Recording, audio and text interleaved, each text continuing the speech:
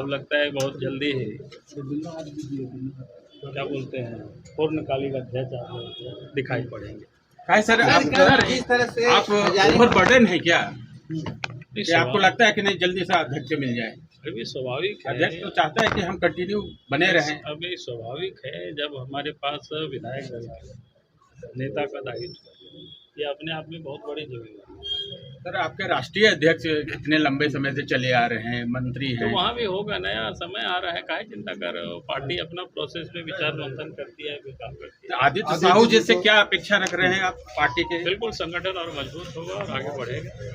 Sir एक तरफ कुर्मी आंदोलन कर रहे हैं, एक तरफ आदिवासी आंदोलन कर रहे हैं, भारतीय जनता पार्टी कहीं टिक नहीं रही है। देखिए, मैं ये कहूँगा डेमोक्रेसी में अपने हक के लिए हर किसी को आंदोलन करने का अधिकार है। लोकतंत्र व्यवस्था में जो तौर तरीका है उससे बियॉन्ड नहीं जाना चाहिए किसी को। आंदोलन करे, अपने डिमांड सरकार के पास रखे, कोई हर्ज नहीं। लेकिन आदिवासी संगठन तो विरोध कर रहे हैं कुर्मी समाज का, वो मैंने क्या कहा कि विरोध करना या सपोर्ट करना ये लोकतंत्र में एक स्वाभाविक प्रक्रिया है। लोग आंदोलन करते हैं, अपने डिमांड रखते हैं। तो बीजेपी का कुछ स्टैंड भी तो होना चाहिए सर, हम सपोर्ट में है या नहीं है, ये क्योंकि यार खतरे का एहसास हो रहा है। देखिए, पहले सड़कों पे देखिए पहली बात मैं कहूँगा कि भाई बीजेपी हर हमेशा ये मानती है कि संविधान में एक प्रक्रिया बनी थी किस जाति को किस कैटेगरी में रखना, तो उस प्रक्रिया के तहत सतत ये काम चलते रहता है। इसलिए आप देखे होंगे कोई भी जाति को एक साथ ना जोड़ा गया है ना एक साथ हटाया गया है, कालांतर में सब चलते रहता है।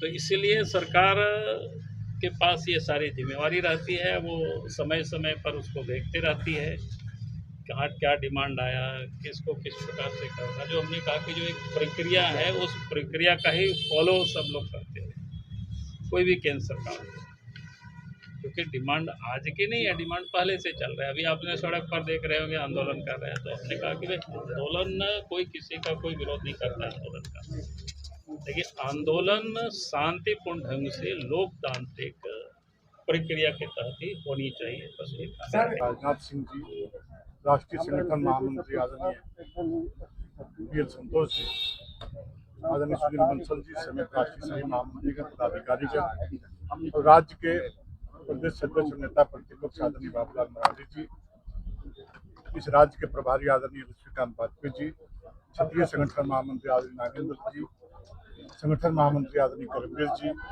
पूर्व मुख्यमंत्री आदरणीय रघुवर दास जी, अर्जुन मुंडा जी, चंपई जी, मधु कोड़ा जी समेत पूर्व प्रदेश अध्यक्ष गण, कार्यकारी अध्यक्ष आदरणीय रविंद्र राय जी समेत लाखों लाख कार्यकर्ताओं का प्यार और स्नेह, केंद्रीय नेतृत्व, राज्य के नेतृत्व को जो मुझे आशीर्वाद दिया है और जो जिम्मेवारी दी है, उसके लिए सभी राष्ट्रीय स्तर से प्रदेश स्तर के बूथ स्तर के कार्यकर्ताओं को मैं दिल की गहराई से आभार प्रकट करता हूँ। धन्यवाद। देखिए, लगातार मुझे लगता है 1980 से जब मैं गांव में मैट्रिक का परीक्षा लिखा था, उस समय ठंडा का मौसम था, चुनाव हो रहा था, तो गांव के लोगों ने कहा कि आप लोग को पर्ची काटना है। और रात में चौक में पुआल के गांव था, हम लोग पर्ची काटने लगे और लोगों को भय था कि दूसरे दल के लोग आके कहीं गांव में पैसा नहीं बांटे, इसलिए हम लोग उस ठंडे के मौसम में 1980 में पार्टी ने पर्ची काटने का जिम्मेवारी दिया था संगठन के लोगों ने। तो उसके बाद लगातार धीरे धीरे मंडल में रहा, जिला में प्रदेश जिला कार्य समिति में रहा, जिला का सदस्यता प्रभारी बना, जिला का उपाध्यक्ष बना, रांची ग्रामीण जिला का दो बार जब छुट्टी रांची संयुक्त का उसका अध्यक्ष रहा, 4 बार प्रदेश कार्य समिति का सदस्य रहा, प्रदेश का उपाध्यक्ष रहा, प्रदेश का दो बार संयुक्त महामंत्री आज तक था। और इन सारी जिम्मेवारियों को मैं भगवान से, अपने माता पिता से, पूर्वजों से ये आशीर्वाद मांग करके कि भगवान जो इतना बड़ा संगठन दुनिया का है, देश का है, उसी संगठन ने मुझे जिम्मेवारी दी है, मैं इसका निर्वाह ईमानदारी पूर्वक करूँ और काम के दौरान किसी प्रकार कोई कलंक न लगे, बदनामी न हो और जो मेरा ध्येय है उसमें कहीं कोई खोट न पहुँचे।